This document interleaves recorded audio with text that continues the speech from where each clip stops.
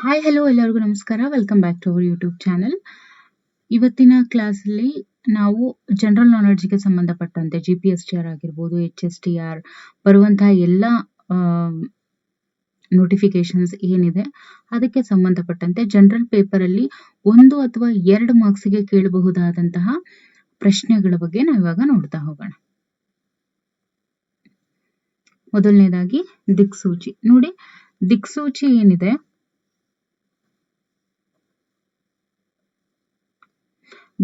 ಏನಿದೆ, ಇದರ ಉಪಯೋಗ ಬಂದು ಇದನ್ನ ದಿಕ್ಕುಗಳನ್ನ ತಿಳಿಯೋದಕ್ಕೆ ದಿಕ್ಸೂಚಿಯನ್ನ ಬಳಸ್ತಾರೆ.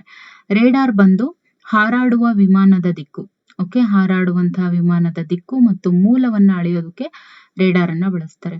ಇನ್ನು ಮೈಕ್ರೋಫೋನ್ ಅಂತ ಬಂದಾಗ ಇದನ್ನ ಶಬ್ದ ತರಂಗಗಳನ್ನ ವಿದ್ಯುತ್ ಸಂಕೇತಗಳನ್ನಾಗಿ ಪರಿವರ್ತಿಸೋದಕ್ಕೆ ಬಳಸ್ತಾರೆ. ಓಕೆ, ಶಬ್ದ ತರಂಗಗಳನ್ನ ವಿದ್ಯುತ್ ಸಂಕೇತಗಳನ್ನಾಗಿ ಪರಿವರ್ತಿಸೋದಕ್ಕೆ ಬಳಸ್ತಾರೆ. ಇನ್ನು ಮೆಗಾಫೋನ್ ಅಂತ ಬಂದಾಗ ಇದನ್ನ ಶಬ್ದವನ್ನ ಅತಿ ಮೂಲಕ್ಕೆ ಒಯ್ಯೋದಕ್ಕೆ ಈ ಮೆಗಾಫೋನ್ ಅನ್ನ ಬಳಸ್ತಾರೆ.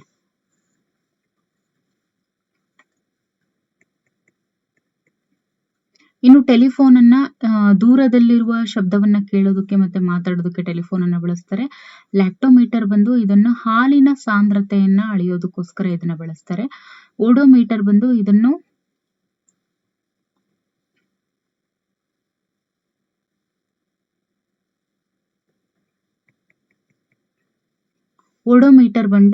ಇದನ್ನ ವಾಹನಗಳ ಚಲಿಸಿದ ದೂರವನ್ನ, ಅಂದ್ರೆ ಎಷ್ಟು ವಾಹನ ಇಲ್ಲಿವರೆಗೂ ಎಷ್ಟು ಚಲಿಸಿದೆ, ಎಷ್ಟು ಓಡಿದೆ ಈ ಕಾರು ಅನ್ನೋದನ್ನ ಕಂಡುಹಿಡಿಯೋದಕ್ಕೋಸ್ಕರ, ವಾಹನಗಳು ಎಷ್ಟು ಓಡಿದೆ ಅನ್ನೋದನ್ನ ಕಂಡುಹಿಡಿಯೋದಕ್ಕೋಸ್ಕರ ಓಡೋಮೀಟರ್ ಅನ್ನು ಬಳಸ್ತಾರೆ. ಇನ್ನು ಮೈಕ್ರೋಮೀಟರ್ ಬಂದಾಗ ಇದನ್ನ ಸೂಕ್ಷ್ಮ ಪ್ರಮಾಣದ ಉದ್ದ ಅಳೆಯೋದಕ್ಕೆ ಮೈಕ್ರೋಮೀಟರ್ ಅನ್ನ ಬಳಸ್ತಾರೆ. ಮೈಕ್ರೋಸ್ಕೋಪ್ ಏನಿದೆ, ಇದನ್ನ ಸೂಕ್ಷ್ಮ ವಸ್ತುಗಳಲ್ಲಿ ದೊಡ್ಡ ಪ್ರತಿಬಿಂಬವಾಗಿ ತೋರಿಸೋದಕ್ಕೋಸ್ಕರ ಮೈಕ್ರೋಸ್ಕೋಪ್ ಅನ್ನು ಬಳಸ್ತಾರೆ. ಹೈಡ್ರೋಮೀಟರ್ ನ ಉಪಯೋಗ ಬಂದು ದ್ರವಗಳ ನಿರ್ದಿಷ್ಟ ಗುರುತ್ವಾಕರ್ಷಣೆ ಮತ್ತು ಸಾಂದ್ರತೆಯನ್ನು ಅಳೆಯೋದಕ್ಕೆ ಹೈಡ್ರೋಮೀಟರ್ ಅನ್ನು ಬಳಸ್ತಾರೆ. ಹೈಡ್ರೋಮೀಟರ್ ಸಂಬಂಧಪಟ್ಟಿರುವುದು ದ್ರವಗಳ ನಿರ್ದಿಷ್ಟ ಗುರುತ್ವಾಕರ್ಷಣೆ ಮತ್ತು ಸಾಂದ್ರತೆ ಅಳೆಯೋದಕ್ಕೆ ಹೈಡ್ರೋಮೀಟರ್ ಅನ್ನು ಬಳಸ್ತಾರೆ.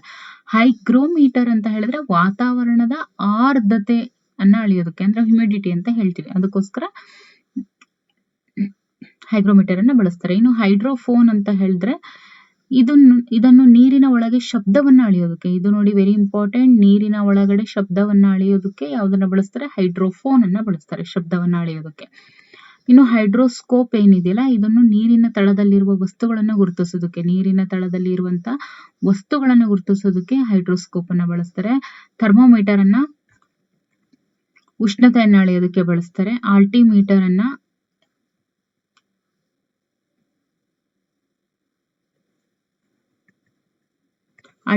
ಅನ್ನ ಎತ್ತರವನ್ನ ಅಳೆಯೋದಕ್ಕೆ ಬಳಸ್ತಾರೆ. ಇನ್ನು ಎಲೆಕ್ಟ್ರೋಮೀಟರ್ ಅನ್ನ ಇದನ್ನ ವಿದ್ಯುತ್ ಅಳೆಯೋದಕ್ಕೆ ಬಳಸ್ತಾರೆ.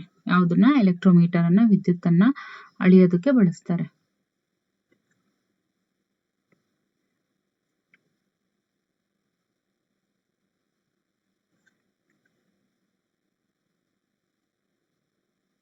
ಇನ್ನು ಪ್ಯಾಥೋಮೀಟರ್ ಅನ್ನ ಇದನ್ನ ಸಮುದ್ರದ ಆಳ ಕಂಡು ಹಿಡಿಯೋದಕ್ಕೋಸ್ಕರ ಬಳಸ್ತಾರೆ.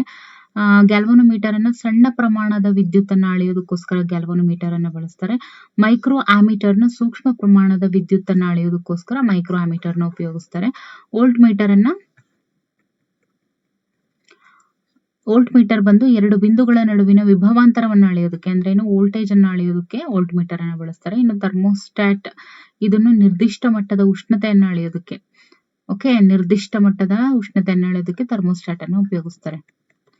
ಇನ್ನು ಮ್ಯಾನೋಮೀಟರು ಅನಿಲ ಒತ್ತಡ ಅಳೆಯೋದಕ್ಕೆ ಬಳಸ್ತಾರೆ. ಅನಿಲಗಳ ಒತ್ತಡವನ್ನ ಕಂಡುಹಿಡಿಯೋದಕ್ಕೆ ಮ್ಯಾನೋಮೀಟರ್ ಅನ್ನ ಬಳಸ್ತಾರೆ. ಇನ್ನು ರಿಫ್ರಾಕ್ಟೋಮೀಟರ್ ಅಂತ ಹೇಳಿದ್ರೆ ಇದನ್ನ ವಕ್ರೀಭವನ ಸೂಚ್ಯಾಂಕ ಅಳೆಯೋದಕ್ಕೆ ಬಳಸ್ತಾರೆ. ಯಾವ್ದನ್ನ? ರಿಫ್ರಾಕ್ಟೋಮೀಟರ್ ಅನ್ನ ವಕ್ರೀಭವನದ ಸೂಚ್ಯಂಕವನ್ನ ಅಳೆಯೋದಕ್ಕೋಸ್ಕರ.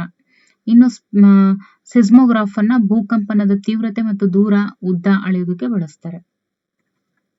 ಇನ್ನು ಫೋಟೋಮೀಟರ್ ಇದನ್ನು ಬೆಳಕಿನ ಮೂಲಗಳ ಪ್ರಕಾರ ತುಲನೆ ಮಾಡೋದಕ್ಕೆ ಇದನ್ನ ಬಳಸ್ತಾರೆ. ಇನ್ನು ಪೈರೋಮೀಟರ್ ಅಂದ್ರೆ ಅತಿ ಹೆಚ್ಚಿನ ಉಷ್ಣತೆ ಅಳೆಯೋದಕ್ಕೆ ಇದನ್ನ ಪೈರೋಮೀಟರ್ ಅನ್ನ ಬಳಸ್ತಾರೆ.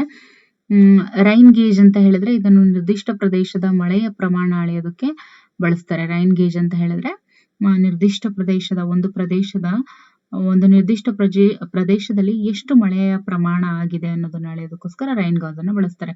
ಸ್ಪೀಡೋಮೀಟರ್ ಬಂದು ಇದನ್ನು ವಾಹನಗಳು ಚಲಿಸುತ್ತಿರುವ ವೇಗವನ್ನು ಅಳೆಯೋದಕ್ಕೋಸ್ಕರ ಸ್ಪೀಡೋಮೀಟರ್ ಅನ್ನ ಬಳಸ್ತಾರೆ. ಇನ್ನು ಎಲೆಕ್ಟ್ರೋ ಎನ್ಸೆಫಲೋಗ್ರಫಿ ಅಂತ ಹೇಳ್ತೀವಿ. ಇದನ್ನು ಮೆದುಳಿನ ವಿದ್ಯುತ್ ಪ್ರಕ್ರಿಯೆಗಳನ್ನ ಅಧ್ಯಯನ ಮಾಡೋದಕ್ಕೆ ಬಳಸ್ತಾರೆ. ಇನ್ನು ಸ್ಪಿಗ್ಮೋಮ್ಯಾನೋಮೀಟರ್ ಇದನ್ನು ರಕ್ತದೊತ್ತಡ ಅಳೆಯೋದಕ್ಕೆ ಉಪಯೋಗಿಸ್ತಾರೆ. ಇನ್ನು ಸ್ಪೆಕ್ಟ್ರೋಮೀಟರ್ ಇದನ್ನು ವರ್ಣಪಂಕ್ತಿಯನ್ನ ಸ್ಪೆಕ್ಟ್ರೋಮೀಟರ್ ಅಂತ ಹೇಳ್ತೀವಿ, ಅದನ್ನು ವರ್ಣಪಂಕ್ತಿಯನ್ನ ವಿಶ್ಲೇಷಿಸೋದಕ್ಕೆ ಬಳಸ್ತಾರೆ. ಆಮೀಟರ್ ಬಂದು ವಿದ್ಯುತ್ ಅನ್ನ ಅಳೆಯೋದಕ್ಕೋಸ್ಕರ ಆಮೀಟರ್ ಅನ್ನ ಬಳಸ್ತಾರೆ.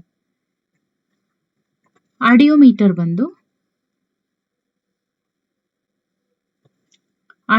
ಬಂದು ಶಬ್ದದ ತೀವ್ರತೆ ಅಳೆಯೋದಕ್ಕೆ ಬಳಸ್ತಾರೆ. ಆನಿಯೋಮೀಟರ್ ಬಂದು ಗಾಳಿಯ ವೇಗವನ್ನ ಅಳೆಯೋದಕ್ಕೆ ಬಳಸ್ತಾರೆ. ಸ್ಟೆಥೋಸ್ಕೋಪ್ ಬಂದು ಹೃದಯದ ಬಡಿತವನ್ನ ಅಳೆಯೋದಕ್ಕೆ ಉಪಯೋಗಿಸ್ತಾರೆ. ಬ್ಯಾರಿಮೀಟರ್ ಬಂದು ಬ್ಯಾರೋಮೀಟರ್ ಅಥವಾ ಬ್ಯಾರಿಮೀಟರ್ ಅಂತ ಹೇಳ್ತೀವಿ, ವಾತಾವರಣದ ಒತ್ತಡವನ್ನ ಅಳೆಯೋದಕ್ಕೆ. ಇದನ್ನ ಸಾಕಷ್ಟು ಸಲ ನಲ್ಲಿ ಕೇಳಿರುವಂತಹ ಪ್ರಶ್ನೆ ಇದು. ಆಮೇಲೆ PC ಎಕ್ಸಾಮ್ಸ್ ಅಲ್ಲೂ ಕೂಡ ಕೇಳಿರುವಂತಹ ಪ್ರಶ್ನೆ ಇದು. ಡೈನಮೋ ಬಂದು ಇದು ಯಾಂತ್ರಿಕ ಶಕ್ತಿಯನ್ನ ವಿದ್ಯುತ್ ಶಕ್ತಿಯನ್ನಾಗಿ ಪರಿವರ್ತಿಸೋದಕ್ಕೆ ಡೈನಮೋವನ್ನ ಉಪಯೋಗಿಸ್ತಾರೆ. ಆಮೇಲೆ ಎಲೆಕ್ಟ್ರೋಕಾರ್ಡಿಯೋಗ್ರಫಿ ಹೃದಯ ಬಡಿತವನ್ನ ಗ್ರಾಫಿಕ್ ಚಿತ್ರದ ರೂಪದಲ್ಲಿ ಪಡೆಯೋದಕ್ಕೆ ಎಲೆಕ್ಟ್ರೋಕಾರ್ಡಿಯೋಗ್ರಫಿ ಅಂದ್ರೇನು ECG ಅಂತ ಹೇಳ್ತೀವಿ. ಇನ್ನು ಬೈನಾಕ್ಯುಲರ್ ಬಂದು ಇದನ್ನು ದೂರದ ವಸ್ತುಗಳನ್ನ ಸ್ಪಷ್ಟವಾಗಿ ಕಾಣೋದಕ್ಕೆ ಬೈನಾಕ್ಯುಲರ್ ಅನ್ನ ಬಳಸ್ತಾರೆ. ಇನ್ನು ಕ್ಯಾಲೋರಿಮೀಟರ್ ಬಣ್ಣದ ತೀವ್ರತೆಯನ್ನ ತಿಳಿಯೋದಕ್ಕೋಸ್ಕರ ಕ್ಯಾಲೋರಿಮೀಟರ್ ಅನ್ನು ಉಪಯೋಗಿಸ್ತಾರೆ. ಇನ್ನು ಸಿನಿಮ್ಯಾಟೋಗ್ರಾಫ್ ಇದನ್ನು ಚಲನಚಿತ್ರ ಪರದೆಯ ಮೇಲೆ ಮೂಡಿಸೋದಕ್ಕೋಸ್ಕರ ಸಿನಿಮ್ಯಾಟೋಗ್ರಾಫ್ ಅನ್ನು ಉಪಯೋಗಿಸ್ತಾರೆ. ಕಾರ್ಡಿಯೋಗ್ರಾಫ್ ಅಂತ ಹೇಳಿದ್ರೆ ಹೃದಯದ ಚಟುವಟಿಕೆಯನ್ನ ಕಂಡುಹಿಡಿಯೋದಕ್ಕೆ ಕಾರ್ಡಿಯೋಗ್ರಫಿ ಅಂತ ಹೇಳ್ತಾರೆ. ಹೃದಯದ ಚಟುವಟಿಕೆಯನ್ನ ಕಂಡುಹಿಡಿಯೋದಕ್ಕೋಸ್ಕರ ಕಾರ್ಡಿಯೋಗ್ರಫಿಯನ್ನ ಬಳಸ್ತಾರೆ. ಇನ್ನು ಕ್ರೋನೋಮೀಟರ್ ಅಂತ ಹೇಳಿದ್ರೆ ಹಡಗುಗಳಲ್ಲಿ ಸರಿಯಾದ ಸಮಯ ಕಂಡು ಹಿಡಿಯೋದಕ್ಕೋಸ್ಕರ ಕ್ರೋನೋಮೀಟರ್ ಅನ್ನ ಬಳಸ್ತಾರೆ. ಆಮೇಲೆ ಕ್ಯಾಲಿಪರ್ ಅಂತ ಹೇಳಿದ್ರೆ ವಸ್ತುಗಳ ಬಾಹ್ಯಿಕ ಆಂತರಿಕ ವ್ಯಾಸಗಳನ್ನ ಅಳೆಯೋದಕ್ಕೆ ಬಳಸ್ತಾರೆ. ಇದನ್ನು ವಸ್ತುಗಳ ಬಾಹ್ಯಿಕ ಆಂತರಿಕ ವ್ಯಾಸಗಳನ್ನ ಅಳೆಯೋದಕ್ಕೋಸ್ಕರ ಕ್ಯಾಲಿಪರ್ ಅನ್ನ ಬಳಸ್ತಾರೆ. ಆಮೇಲೆ ಸೋನಾರ್ ಜಲಗತ ವಸ್ತುಗಳ ಸ್ಥಾನ, ದೂರ, ದಿಕ್ಕು, ಜವಗಳನ್ನ ಅಳೆಯೋದಕ್ಕೋಸ್ಕರ ಸೋನಾರ್ ಅನ್ನ ಬಳಸ್ತಾರೆ. ಇನ್ನು ಉಷ್ಣಯಂತ್ರ ಬಂದು ಉಷ್ಣವನ್ನ ಯಾಂತ್ರಿಕ ಶಕ್ತಿಯನ್ನಾಗಿ ಪರಿವರ್ತಿಸೋದಕ್ಕೆ ಇದನ್ನ ಬಳಸ್ತಾರೆ. ಇನ್ನು ರೋಹಿತ್ ದರ್ಶಕ ಅಂತ ಹೇಳ್ತೀವಿ. ಇದರ ಉಪಯೋಗ ಬಂದು ಸಂಕೀರ್ಣ ಬೆಳಕಿನಿಂದ ಶುದ್ಧ ರೋಹಿತವನ್ನ ಪಡೆಯೋದಕ್ಕೆ ಉಪಯೋಗಿಸುವಂತ ವಿಧಾನ ಇದಾಗಿದೆ. ಇನ್ನು ಲೇಸರ್ನ ಉಪಯೋಗ ಬಂದು ಏಕವರ್ಣೀಯ ಅತಿ ತೀವ್ರ ಬೆಳಕನ್ನು ಉತ್ಪಾದಿಸುವ ವಿಧಾನವಾಗಿದೆ. ಏಕವರ್ಣೀಯವಾಗಿರುತ್ತೆ, ಅತಿ ತೀವ್ರ ಬೆಳಕನ್ನ ಉತ್ಪಾದಿಸುವಂತಹ ವಿಧಾನ ಇದಾಗಿರುತ್ತೆ.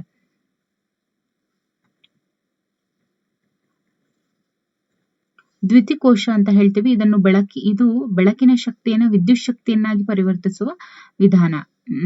ಯಾವುದು ದ್ಯುತಿಕೋಶ ಅಂದ್ರೆ. ಇನ್ನು ಸೌರಕೋಶ ಅಂದ್ರೆ ಸೌರ ಶಕ್ತಿಯನ್ನ ವಿದ್ಯುತ್ ಶಕ್ತಿಯನ್ನಾಗಿ ಪರಿವರ್ತಿಸುವ ಒಂದು ಸಾಧನ ಅಂತ ಹೇಳ್ಬೋದು. ಶುಷ್ಕ ಕೋಶ ಅಂತ ಹೇಳಿದ್ರೆ ಇದನ್ನು ರಾಸಾಯನಿಕ ಶಕ್ತಿಯನ್ನ ವಿದ್ಯುತ್ ಶಕ್ತಿಯನ್ನಾಗಿ ಪರಿವರ್ತಿಸುವ ವಿಧಾನ. ರಾಸಾಯನಿಕ ಶಕ್ತಿಯನ್ನ ವಿದ್ಯುತ್ ಶಕ್ತಿಯನ್ನಾಗಿ ಪರಿವರ್ತಿಸುವಂತ ವಿಧಾನ ಶುಷ್ಕ ಕೋಶ. ಸೆಂಟ್ರಿಫ್ಯೂಸ್ ಅಂತ ಹೇಳ್ತೀವಿ. ಅಂದ್ರೆ ವಿಭಿನ್ನ ಸಾಂದ್ರತೆಯ ಸೂಕ್ಷ್ಮ ಕಣಗಳನ್ನ ಪ್ರತ್ಯೇಕಿಸುವ ಸಾಧನ ಸೆಂಟ್ರಿಫ್ಯೂಸ್ ಅಂತ ಹೇಳಿ ಕರಿತೀವಿ. ಇನ್ನು ಆಸಿಲೇಟರ್ ಅಂತ ಹೇಳಿದ್ರೆ ಅಪೇಕ್ಷಿತ ಆವೃತ್ತಿಯ ವಿದ್ಯುತ್ ಆಂದೋಲನಗಳನ್ನ ಉತ್ಪಾದನೆ ಮಾಡುವಂತಹ ಸಾಧನ. ಯಾವುದು? ಆಸಿಲೇಟರ್ ಅಂತ ಹೇಳಿದ್ರೆ ಅಪೇಕ್ಷಿತ ಆವೃತ್ತಿಯ ವಿದ್ಯುತ್ ಆಂದೋಲನಗಳನ್ನ ಉತ್ಪತ್ತಿ ಮಾಡುವ ಸಾಧನ. ಇನ್ನು AC ಡೈನಮೋ ಅಂತ ಹೇಳಿದ್ರೆ ಇದ್ರ ಉಪಯೋಗ ಬಂದು ಇದನ್ನು ಪರ್ಯಾಯ ವಿದ್ಯುತ್ ಶಕ್ತಿಯನ್ನಾಗಿ ತಯಾರಿಸುವ ಸಾಧನ AC ಡೈನಮೋ. DC ಡೈನಮೋ ಬಂದು ನೇರ ವಿದ್ಯುತ್ ಶಕ್ತಿಯನ್ನ ತಯಾರಿಸುವ ಸಾಧನ DC ಡೈನಮೋ. ಇನ್ನು ಪೆರಿಸ್ಕೋಪ್ ಅಂತ ಹೇಳ್ತೀವಿ. ಇದನ್ನು ನೀರಿನ ಆಳದಲ್ಲಿ ಸಬ್ಮರೈನ್ ನಿಂದ ಸಮುದ್ರದ ನೀರಿನ ಮೇಲಿರುವ ಹಡಗುಗಳನ್ನ ಕಂಡುಹಿಡಿಯೋದಕ್ಕೆ ಬಳಸ್ತಾರೆ. ಪೆರಿಸ್ಕೋಪ್ ಅನ್ನ ಏನಕ್ಕೆ ಬಳಸ್ತಾರೆ? ನೀರಿನ ಆಳದಲ್ಲಿ ಇರುವಂತಹ ಸಬ್ಮರೈನ್ ನಿಂದ ಸಮುದ್ರದ ನೀರಿನ ಮೇಲಿರುವ ಹಡಗುಗಳನ್ನ ಕಂಡುಹಿಡಿಯೋದಕ್ಕೆ.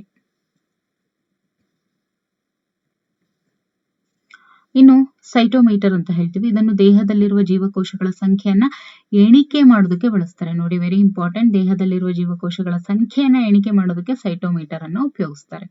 ಇನ್ನು ಸ್ಪೈರೋಮೀಟರ್ ಅಂತ ಹೇಳಿದ್ರೆ ಉಸಿರಾಡುವಾಗ ಗಾಳಿಯ ಪ್ರಮಾಣ ಅಳೆಯೋದಕ್ಕೆ ಬಳಸ್ತಾರೆ. ನಾವು ಏನ್ ಉಸಿರಾಡ್ತಾ ಇರ್ತೀವಲ್ವಾ, ಆ ಒಂದು ಟೈಮ್ ನಲ್ಲಿ ಗಾಳಿಯ ಪ್ರಮಾಣ ಎಷ್ಟಿದೆ ಅಂತ ಅಳೆಯೋದಕ್ಕೋಸ್ಕರ ಸ್ಪೈರೋಮೀಟರ್ ಅನ್ನ ಉಪಯೋಗಿಸ್ತಾರೆ.